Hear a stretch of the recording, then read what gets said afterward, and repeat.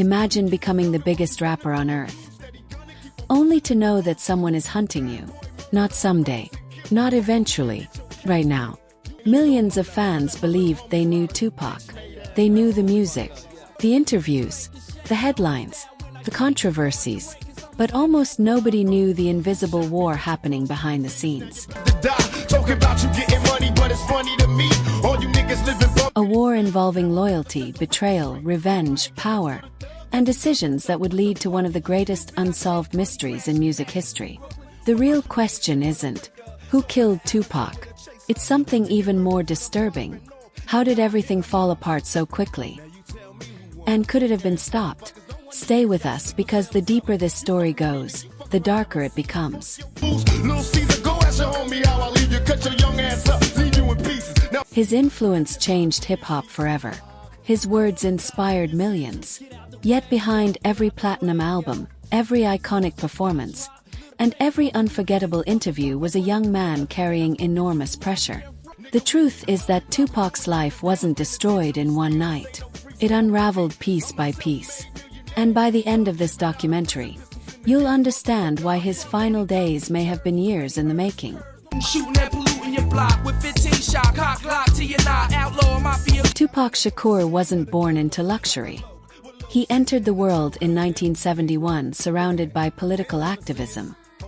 His mother, Afeni Shakur, had been a member of the Black Panther Party. She raised Tupac to question injustice, speak boldly, and never remain silent. Money was scarce. Life was unstable. The family moved frequently. Some nights there wasn't enough food. But even as a child, Tupac possessed something impossible to ignore. Charisma. Teachers noticed it. Friends noticed it. Strangers noticed it.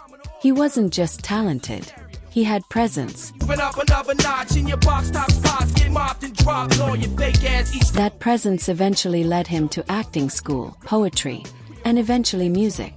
Long before the tattoos, long before the bandanas, there was simply a young artist trying to tell the truth about the world around him. In the early 1990s, Tupac exploded onto the rap scene. Songs like Brenda's Got a Baby, Keep Your Head Up, and Dear Mama showed something rare. He could be aggressive one moment, compassionate the next.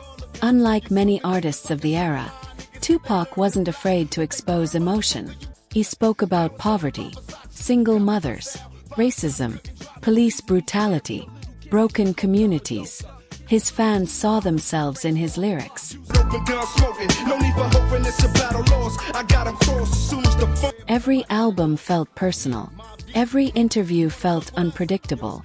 The industry suddenly realized they weren't just dealing with another rapper.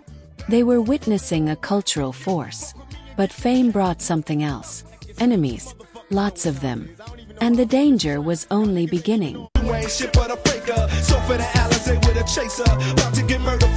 As Tupac became more successful, controversy seemed to follow him everywhere.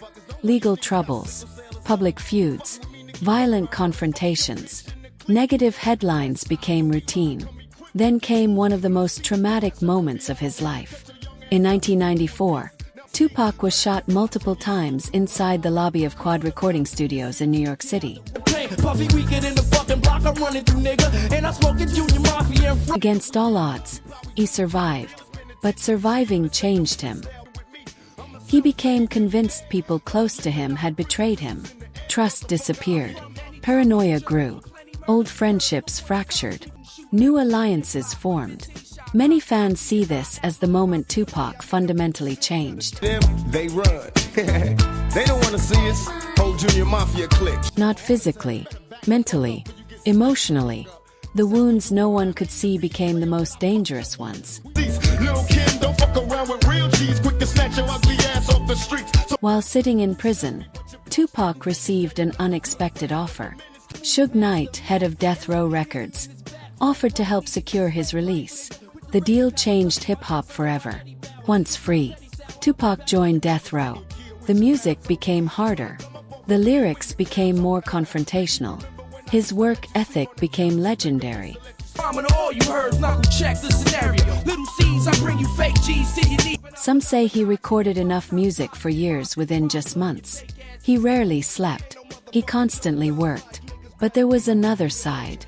The East Coast versus West Coast rivalry intensified. Media outlets fueled the conflict.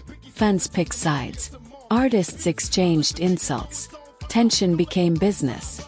Every interview seemed to raise the temperature. Traps, little accident murderers, and I ain't never heard of ya. Poisonous cats attack when. And Tupac stood directly in the center of it all. Perhaps no rivalry became more famous than Tupac's conflict with the notorious B.I.G.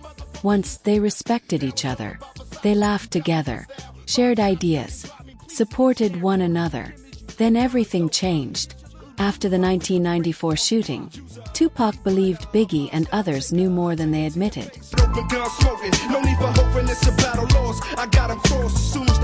Biggie denied involvement. The relationship collapsed.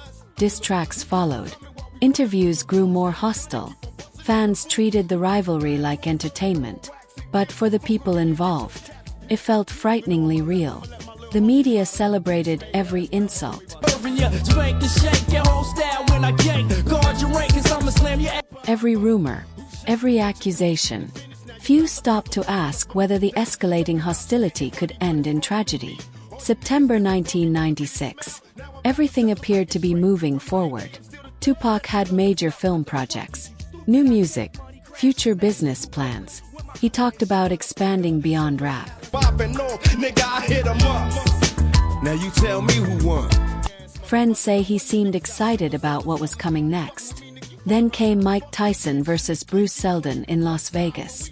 Thousands packed the arena. The atmosphere was electric. Nobody knew they were witnessing the final public hours of one of music's greatest stars. After the fight, surveillance cameras captured Tupac involved in a hallway altercation. It lasted only moments. Nigga, we hit 'em up. How we do it, keep it real. It's penitentiary steel. This ain't no freestyle. Yet many investigators would later examine those seconds repeatedly. 'Cause what happened next changed history. Later that evening, Tupac rode through Las Vegas with Suge Knight. Music played. Fans recognized them. Traffic slowed. A white Cadillac pulled alongside. Gunfire erupted. Multiple bullets struck Tupac. Car sped away. Claim to be a player, but I fucked your wife. We bust on bad boys, niggas fuck for life. Chaos filled the streets. Emergency responders rushed him to the hospital. Doctors fought to save his life. Fans gathered outside praying. The entire world waited. For 6 days, hope remained. All you niggas getting killed with your mouths open. Trying to come up off of me, you in the clouds open. Then, on September 13th, 1996, Tupac Shakur was gone. He was only 25 years old. Hip-hop would never be the same again. His death immediately generated endless questions. Who ordered the attack? Was it gang-related? Was it revenge? Could security failures have prevented it? For decades, investigations, interviews, former associates, detectives, journalists, everyone searched for answers. Some theories gained attention. Others collapsed under scrutiny. Even now, debate continues over exactly how events unfolded and who was ultimately responsible. Now it's all about Versace. You copy my style. 5 shots couldn't drop me. The mystery became almost as famous as the man himself. Years after his passing, Tupac's influence only grew. New generations discovered his music. Universities studied his poetry. Artists sampled his work. Actors portrayed his life. His lyrics remained surprisingly relevant. He wasn't perfect. He made mistakes. He acted impulsively. He embraced conflict at times. Yet his honesty made millions feel understood. Very few artists continue shaping culture decades after their death. Tupac is one of them. Get out the way, yo, get out the way, yo.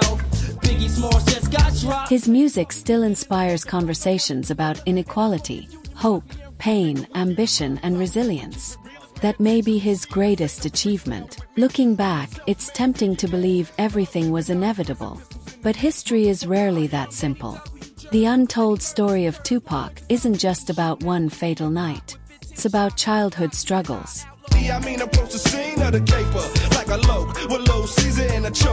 Friendships that broke apart. Media pressure. Industry rivalries. Personal choices. Loyalty. And a young man trying to carry the weight of becoming a global icon before turning 26. Maybe that's why his story still resonates. Because beneath the legend was a human being whose life reminds us that fame doesn't erase vulnerability. Move past the mat and let me hit him in his back. Frank White needs to get spanked right. If this documentary changed the way you see Tupac, let us know in the comments. What do you think was the single turning point that changed the course of his life forever? If you enjoyed this deep dive into hip-hop history, subscribe for more cinematic documentaries uncovering the stories behind music's greatest legends. Because sometimes, the biggest mystery isn't how a legend died. It's understanding how they lived. Trying to be us. How the fuck they gonna be the mob when we always on our job? We millionaires.